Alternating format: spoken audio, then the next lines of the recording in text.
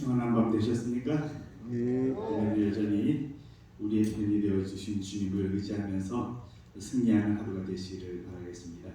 감사해 주신 분들 감사드립니다.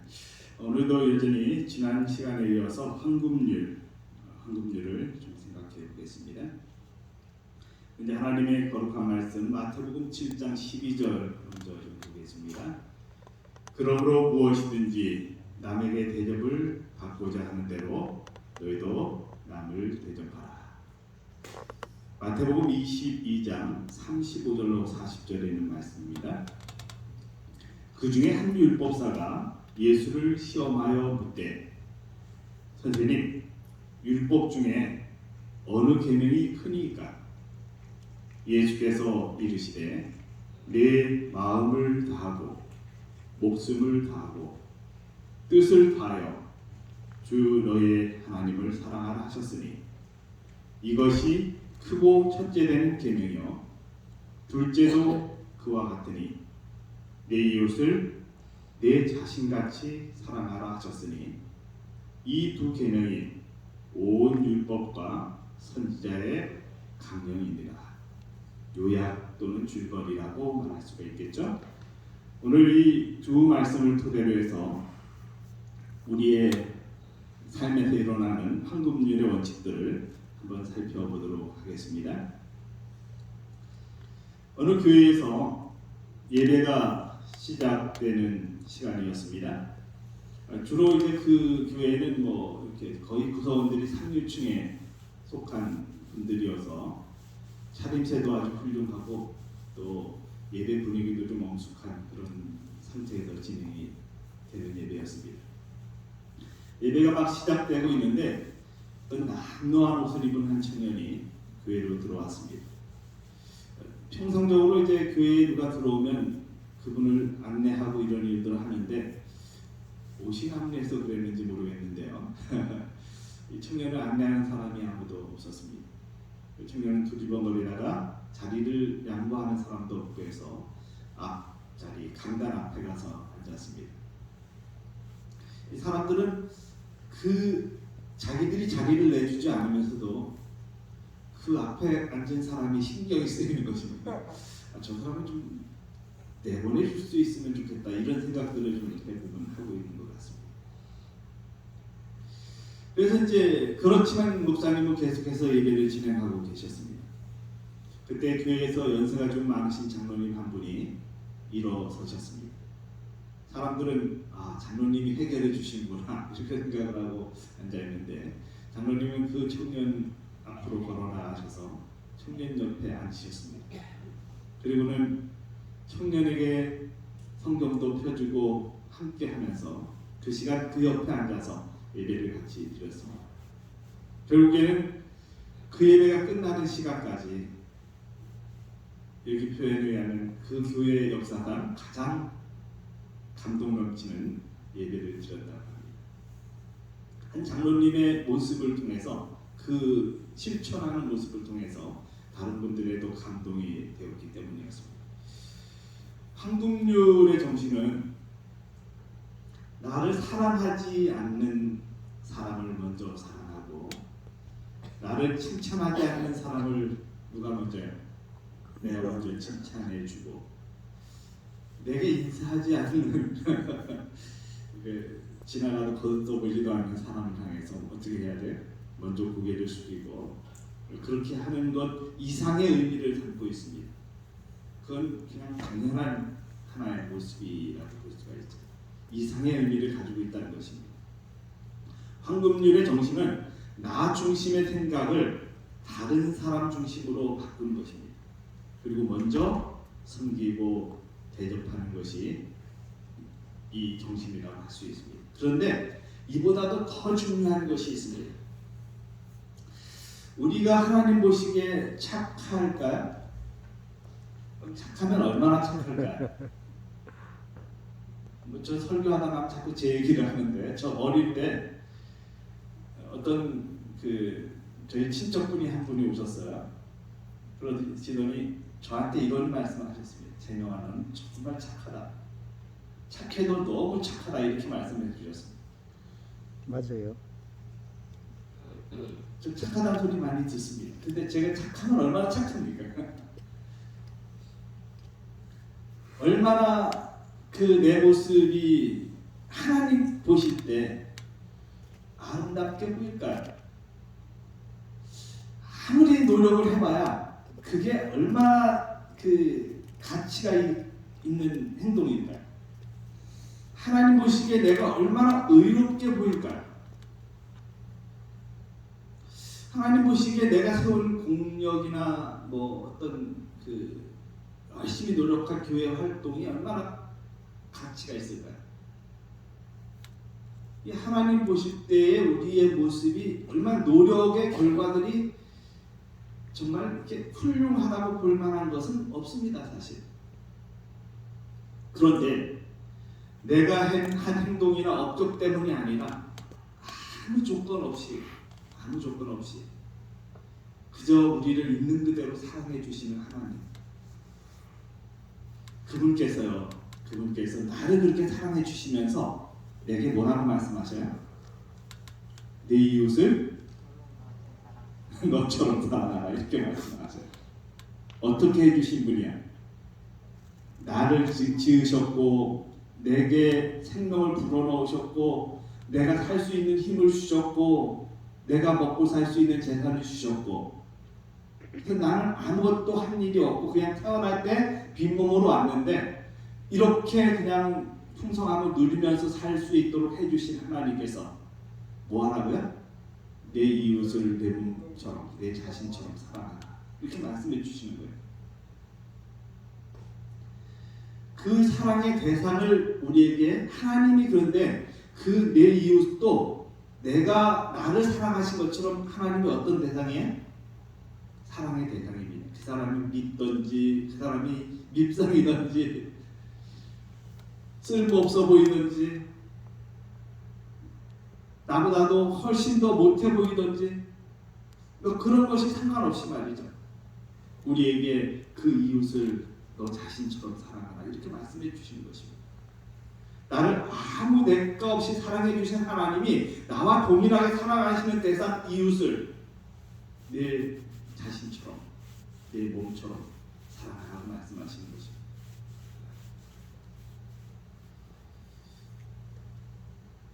하나님께 받는 만큼 이웃을 사랑하라는 말입니다. 아멘. 이웃을 자기처럼 사랑하는 행위는 아무것도 아닌 내 자신이 하나님의 사랑을 받고 있다는 것을 올바로 느끼는 사람에게만 가능한 행동입니다. 내가 받은 만큼 사랑의 행위를 교환하는 것은 감동받고 감사하는 마음에서만 표출될 수 있습니다. 그런데요, 사람들은 자꾸 어떻게 합니까? 그러므로 무엇이든지 남에게 대접을 받고자 하는 대로 너희도 남을 대접하라. 그런데 이 말씀을 어떻게 해석해요? 경우에 따라서는 아니라는 것입니다. 입장과 처지에 따라서는 예외가 있다는 것입니다. 그렇게 말하지 않지만 행동은 어떻게 해요? 이렇게 하고 있어요. 하는 거 봐서.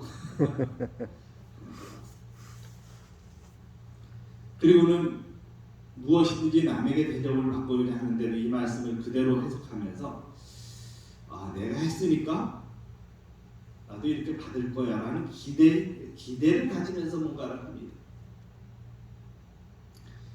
물론 하나님은 약속을 해주셨어요. 제가 좀 이따가 볼 말씀에도 있지만 우리가 무엇인가를 다른 사람에게 나누어 주면 그것이 다시 나에게 되돌아온다고 약속해 주십니다. 그런데 어떤 경우에는 그것보다 4배가 크게 그 충분한 것들을 해주신다는 약속이 있어요. 우리가 살아가면서 그런 약속들을 의지하고 살아갑니다. 나의 생활 속에 오늘도 여전히 함께 하시는 사랑의 주님을 바라보고 삽니다. 내 시선이 주님께로 향할 때마다 우리는 그 시선의 어떤 그 표준이 주님이 나를 사랑하시는 그 사랑의 의미를 알고 하는 것과 그렇지 않은 것과 차이가 크다는 것입니다. 자, 그런데 여기 누가복음 6장 38절의 말씀을 좀 보면 뭐라고 그러셔요? 주라고 그러십니다. 주라. 우리 저기 원문가에 백주라 선생님이 있었습니다. 근데 평생 주라 그러니까 이게 이제 너무 주다가 고갈이 날 것 같은가 봐. 그래서 이름을 좀 바꿨죠. 다임으로. 다임은 좀 자꾸 이렇게 끌어안는 뭐 그런 의미가 있다. 저는 그 주라는 이름이 백주라 이 이름이 더 나은 것 같다는 생각을 합니다. 주라는 것입니다. 자꾸 주라는 것입니다. 또 이제 백주라 선생님한테 가서 말씀하지 마세요.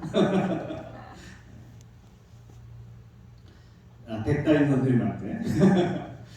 우리가 살아가면서 주는 것을 자꾸 합니다. 그때 주다 보면 즐거워요, 그죠? 네. 뭔가를 나눠줄 때 그 행복이 있습니다.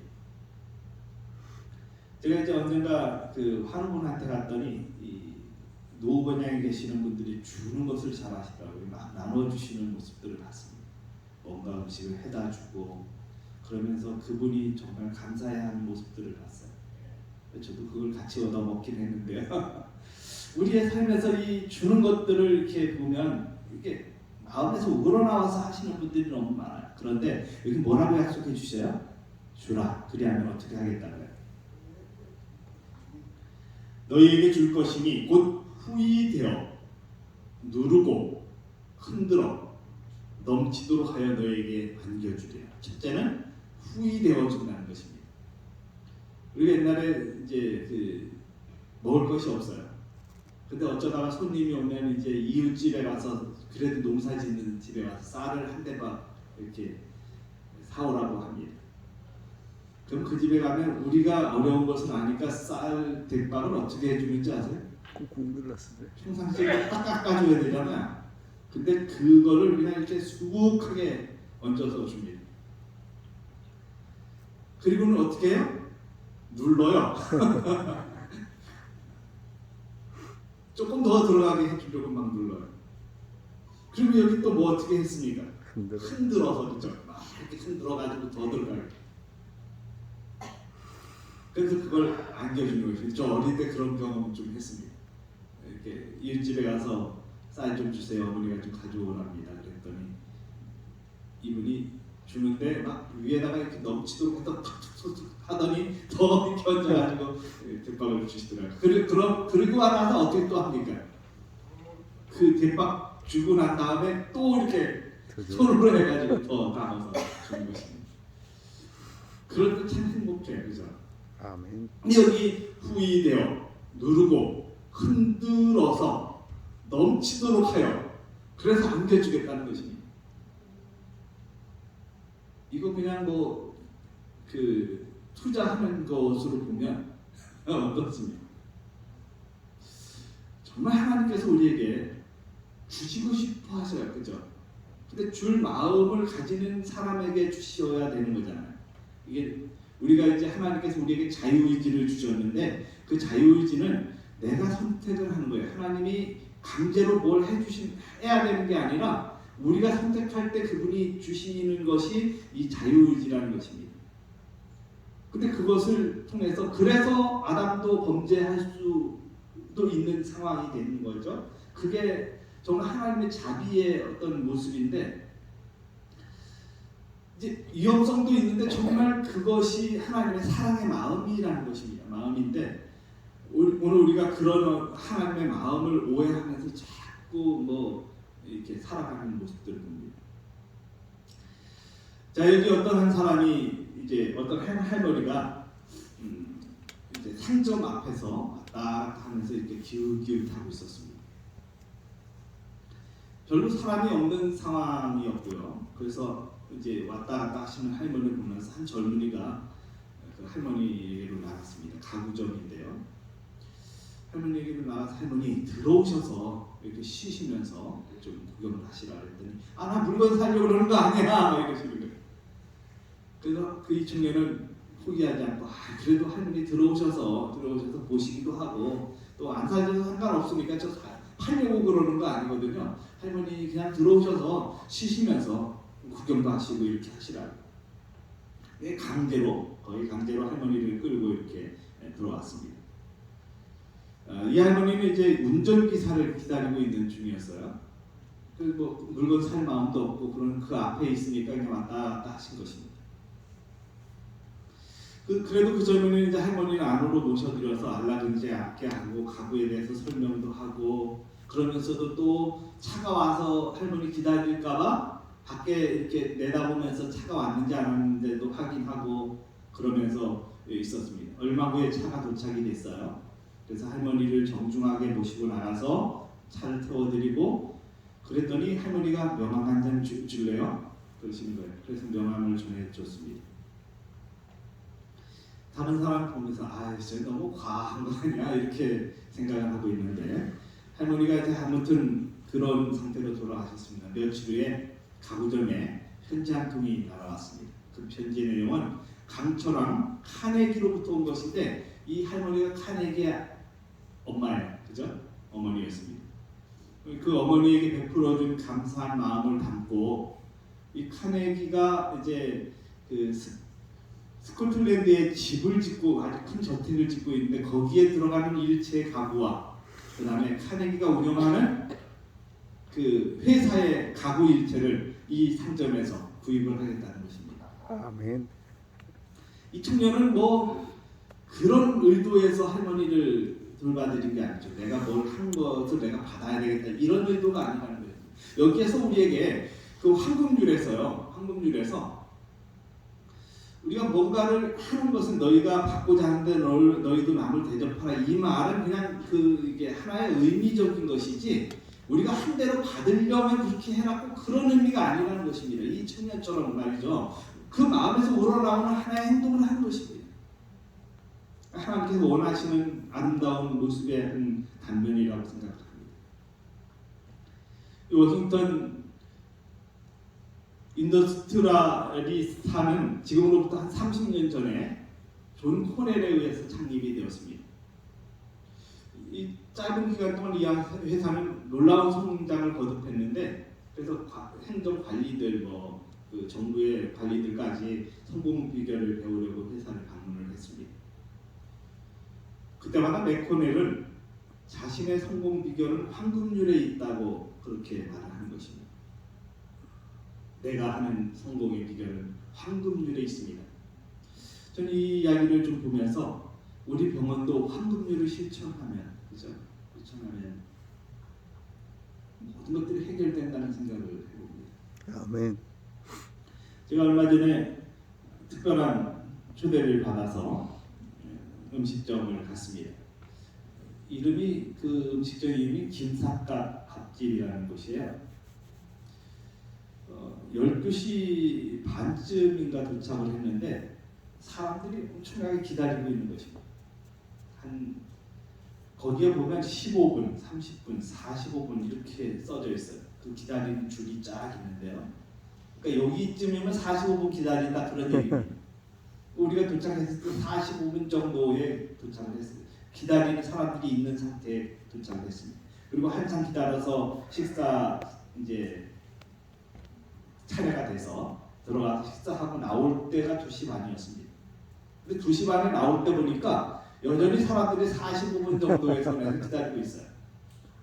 근데 거기에 이제 써놓은 글들이 있습니다. 글들을 읽어보면 우리는 TV에 나가는 것 다 사장합니다.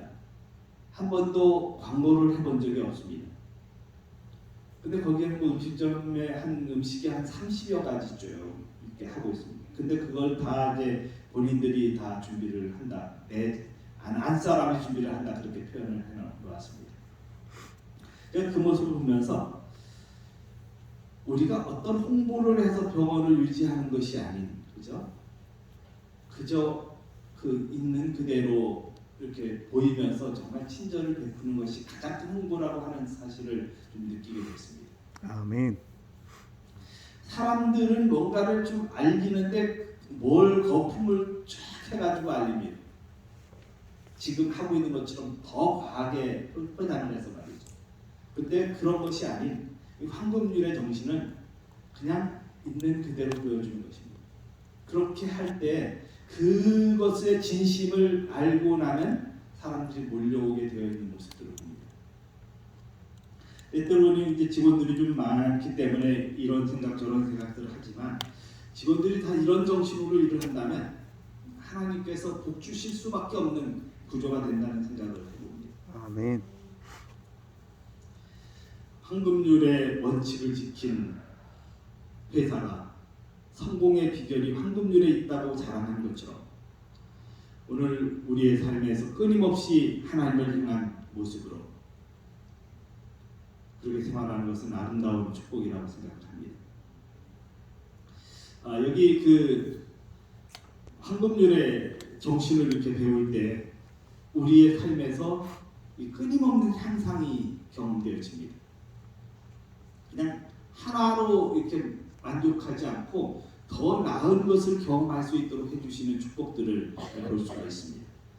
그 다음에 이 만족감이 상당히 상승이 됩니다. 그리고 사람들과의 관계가 개선이 됩니다. 껄끄러운 관계가 없어지고 또 하나님을 향한 마음을 열게 해주는 역할들을 합니다. 어제 한 신학생이 간증을 하는 소리를 들었습니다. 그때 그 신학생은 하나님도 모르고 전혀 관심도 없고 그렇게 생활하던 사람이었습니다. 근데 군대를 갔습니다. 군대에 갔는데 그 군대의 의무병 중에 하나가 제7안식일 예수재림 교인인 것입니다. 그래서 그 의무병을 이렇게 보는데 이 사람은 이렇게 행동하는 게 그냥 가식적으로, 그러니까 군대는 대충 하면 되는데 이 사람은 대충 하는 게 아니라 자기를 치료해줘도 최선을 다해서 치료해주는 것입니다. 그런 모습들을 봤어요. 또 좀 특별한 사람이다 이런 생각을 했는데 어느 날 이제 다른 사람 치료하는 걸 보니까 그랬는데 어느 날 이분이 어떤 문제가 생겨가지고 일주일을 거기 이렇게 입원을 해서 생활할 수밖에 없는 상황이 됐습니다.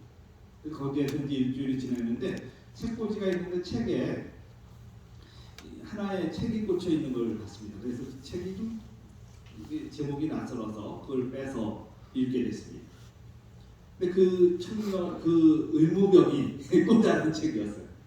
그 책을 읽으면서 이게 감동된다. 그래서 이제 관심을 갖게 됐고, 그래서 결국에는 이제 교회를 찾아가게 됐고, 교회에서 말씀을 듣고 성경을 연구하다가 이제 신앙을 받아들이고 침례를 받고, 그리고 신학교에 가서 지금 26살인데 1학년을 공부하고 있습니다. 그런 모습들을 보면서 이 사람이 뭐 전도를 하지 않아도 어떠해? 누구의 모습을 보면서 저 사람이 뭔가 관심을 갖게 하는 것이 황금률의 정신이라는 것입니다. 아멘. 선한 영향력이 증대가 되는 것입니다. 그래서 우리가 이런 모습들을 통해서 참 아름답게 살아가는 것은 행복이라고 생각을 하는데 그렇게 산 사람의 모습이 성경 속에 대표적으로 다윗과 요나단의 모습이라고 생각을 합니다. 그런데 요나단이 먼저 다윗을 사랑했을까요? 다윗이 요나단을 먼저 사랑했을까요? 저는 요나단이 먼저 사랑한 것 같아요. 왜냐하면 요나단이 다윗을 보면서 이렇게 딱 느껴지는 게 있었던 거예요. 다윗의 아름다운 품성이 끌리는 것입니다. 근데 그 품성이 아름다운 사람이 아름다운 사람을 끌리는 것이 있죠. 다윗의 아름다운 모습을 볼 줄 아는 요나단의 품성이 있었어요. 근데 이 요나단은 다윗을 보면서 다윗을 뭐처럼 사랑을 해요? 자기 생명처럼 사랑을 합니다. 우리가 다윗과 요나단의 나이 차이를 성경을 통해서 추적해 보면 대략에서 20년에서 30년 차이가 나는 관계입니다. 그런데 친구라고 말합니다. 전봉수 장로님과 제가 한 20년 정도 차이 나는데 전봉수 장로님과 제가 친구 관계가 된 것입니다. 조금 이제 요즘의 사회에서 좀 어려운 관계인데도 이 다윗과 요나단의 관계는 정말 이렇게 생명처럼 사랑하는 관계로 발전이 되는 모습들입니다. 근데 그 이유 가운데 하나는 요나단의 비움임이에요. 요나단의 비움. 요나단은 이스라엘 왕이 될 위치였어요. 그죠? 이 시간이 없으니까 이렇게 정리하다 보면 시간이 없는데요. 아무튼 그런데 그렇게 위치인데 하나님의 뜻에 의해서 다윗이 부름을 받은 것을 알게 됩니다. 그런데 누구의 뜻을 따라가요? 원래 자기가 왕이 될 위치인데 처지인데 세자니까요. 그런데 그것을 전혀 개의치 않고 하나님의 뜻이 이루어지는 것을 그는 먼저 생각을 합니다. 그래서 아버지의 생각과는 다르게 행동하는 것입니다. 아버지는 요나단에게 왕위를 물려주려는 욕심을 가지고 있어요. 그 아버지들의 모습이에요. 근데 그런 아버지의 모습과는 전혀 다르게 자기가 하나님의 뜻을 발견하고 느낀 것에 의해서 행동하는 것입니다. 그래서 다윗의 생명을 보호해 줍니다. 경쟁자인데도 그런 것 전혀 개의치 않고. 부조와 선지자에서는 이렇게 표현하고 있습니다. 다윗에 대한 요나단의 우정도 역시 장래에 이스라엘의 통치자의 생명을 보존하기 위한 하나님의 섭리였다. 이 다윗이 요나단을 만난 것은 하나님의 섭리라는 것입니다. 근데 여기 교육 157쪽에 보면 하나님을 정말 사랑한 여인 엘렌 지 화이트는 이렇게 표현하고 있습니다. 요나단의 이름은 하늘에 소중히 간직되어 있으며 그의 이름은 이 땅에서 이타적인 사랑의 존재와 힘에 대한 증인으로 서 있다. 정말 아름다운 모습을 우리는 다윗과 요나단의 관계에서 봅니다. 그런데 오늘 우리는 우리 주변에 다윗과 요나단처럼 사랑할 수 있는 사람들이 있습니다. 그래 그 사람들을 향해서 우리가 바라보면서 어떤 마음을 가지고 생활하는가가 중요한데요. 여기 생산본 135쪽에 이런 말씀이 있습니다. 그대가 하나님의 사랑을 알고 또 이 세상에서 가장 형편없고 타락한 사람보다도 더 그분의 풍성하신 은혜를 잊고 있다는 사실만으로도 그대는 그 영혼에게 이 선물을 나누어 줄 빚을 지고 있다. 여러분이 다른 사람보다 더 나은 삶을 살아간다면 주변에 어렵고 힘든 사람에게 뭐 지고 있다고요? 빚 지고 있다. 여러분 빚을 한 번도 안 져보신 분 계신가요? 아마 계실 수도 있을 것 같아요. 빚은 문둥이처럼 여겨라. 그래서 빚은 정말 안 지려고 어려워도 안 지려고 노력하시는 분들이 있습니다. 근데 우리가 누군가에게 빚지면 그게 참 이렇게 부담이 되는 모습들을 봅니다. 한 번은 시간이 없지만 한 이야기만 하고 마치겠습니다. 한 번은 우리 집에 그 시골에 살고 있는데 한 분이 도시에서 생활하시면서 이제 저희 가정을 방문하셨고 저희가 그 당시에 빚이 한 100만 원 30-40년 전의 일인데요. 100만 원이 있었어요. 그 빚을 갚아주겠다고 제안하셨습니다. 근데 저희 아버님은 감사하다 이렇게 받으시려고 하는데 그때 이 100만 원이니까 지금 한 1억 이상은 될 것 같아요. 저희 어머니는 그게 못내 부담이 되신 것입니다. 그래서 아니라고 저희는 갚겠다 그렇게 말씀하셨습니다. 그랬더니 이분이 화를 막 내신 거예요. 내가 거저 주려고 하는데 왜 그렇게 거절하시냐. 근데 어머니 마음속에서는 이것을 막 이렇게 계속해서 갚아야 된다 이렇게 생각을 하고 계셨습니다. 근데 어느 정도 시간이 지나면서 이분이 오실 때마다 어머니는 이제 그 누군가 이렇게 뭐가 사다 주시고 뭐 이렇게 들어오는 게 있으면 이렇게 잘 놔뒀다가 그분이 감사하니까 막 풍성하게 차려서 드렸어요. 근데 이분이 오해를 하시는 것입니다. 왜냐하면 내가 준 돈으로 호희 우유식 잘 먹고 잘 산다는 것입니다. 그러니까 우리가 그렇게 잘 먹고 잘 사는 것이 아니라 그분이 오셨을 때 특별하게 해드리는데 말이죠. 감사해서 그죠. 근데 이분은 이렇게 사는 것이 자기가 준 목적이 아니라는 것입니다. 그래서 나중에 돈을 도로 내놔라 이렇게 하셨던 적이 있습니다. 그래서 저희 어머니는 원래 내가 그걸 받으려고 한 것도 아니고 갚으려고 한 것이기 때문에 나는 뭐 전혀 부담이 없다 그래서 이제 갚은 과정이 있습니다. 우리가 때때로는 뭔가를 하다가 오해를 받아요. 정말 그분에게 우리는 그렇게 잘 먹고 사는 것을 보여주고자 그렇게 한 게 아니거든요. 근데 그렇게 오해할 수 있는 환경도 된다고 지금 생각해 봅니다. 근데 오늘 우리는 그런 과정에서 정말 감사한 마음으로 표현을 하든지 그런데 그 빚을 지고 있다는 것이 그런 의미라고 하는 사실을 저는 어린 시절에 느꼈어요. 빚 지는 게 이런 모습이구나. 근데 우리에게 뭐라고요? 더 어렵고 힘든 사람들을 향해서 우리는 뭐 지고 있는 거라고요? 빚지고 있는 거라고. 그러니까 우리가 어떤 모습으로 살아야 하는 거에 대한 것들을 분명하게 보여주시고 계시는 것 같아요.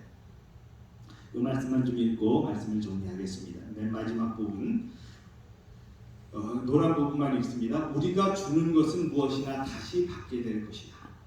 뭐 받고자 하는 것이 전혀 아닌데도 이런 축복이 온다는 것입니다. 우리가 다른 사람에게 나누어 주는 세상의 축복은 같은 방법으로 되돌아올 수가 종종 그렇게 되돌아온다. 우리가 주는 것은 필요한 때에 종종 4배의 가치로 우리에게 되돌아온다. 이렇게 아멘. 오늘 우리가 황금률의 정신으로 살아가는데 그 정신은 다시 받고자 하는 정신은 아닙니다. 근데 그 정신은 어떤 정신이라고요? 우리가 주님께로부터 거저받은 그 감사를 그 거저 주시는 분이 또 사랑하시는 대상, 그 대상을 우리도 우리의 몸처럼 우리 자신처럼 그렇게 사랑하는 정신이라는 것입니다. 저도 참 잘 안 됩니다. 제게 불필요하게 피해를 주는 사람들이 미워요. 그래서 그분이 거기 이렇게 내 모습을 보이면 다른 길로 돌아가고 그럽니다. 근데 이런 말씀을 읽으면서 참 가책을 받고 그럽니다. 그렇지만 우리에게 오늘도 이렇게 말씀해 주시는 분이 바로 우리의 삶에서 올바른 것을 감사하고 만족하는 것을 채워주시는 분이라는 사실을 다시 한번 인식하고 그런 것이 내게 축복으로 되돌아온다는 사실들을 기억하면서 오늘도 황금률의 정신으로 살아가는 축복 있는 삶이 되시기를 바랍니다. 우리 다음 달에 제게 시간이 주어질 때 이 뒤에 부분들을 함께 생각을 해보겠습니다. 기도드리겠습니다. 살아계신 저희들의 아버지, 오늘 우리는 여전히 하나님의 편에 서서 하나님의 일을 한다고 착각하고 그렇게 내 자신을 자랑하고 합니다. 그런데 결국 우리는 하나님이 주신 은혜로 살아가고 있고 그 일을 하고 있다는 사실을 잊을 때가 많이 있습니다. 오늘 하나님이 주신 사랑의 대상에게 우리가 베푸는 것은 너무나 극히 당연하고 또 그 사랑의 대상이 오늘 우리가 같이 가야 할 천국까지 같이 가야 할 귀한 영혼이라는 사실을 잊지 않도록 도와주셔서 황금률의 정신으로 아름답게 오늘도 꼴지어지는 축복된 삶이 되도록 인도해 주시옵소서. 우리를 승리하게 하시는 예수님 귀하신 이름으로 간절히 기도드립니다. 아멘.